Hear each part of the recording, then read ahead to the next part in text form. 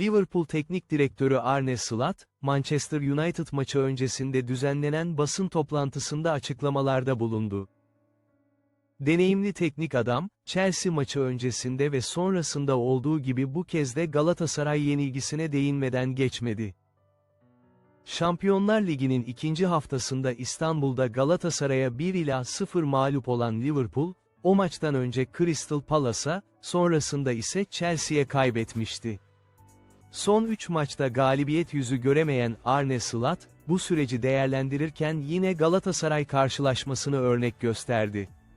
Slot, kaybettiğimiz 3 maçta çok az farkla gitti. İkisini son dakikada kaybettik, birinde penaltı oldu. VAR penaltıyı iptal etmeliydi ama sadece bizim penaltımızı iptal ettiler, dedi.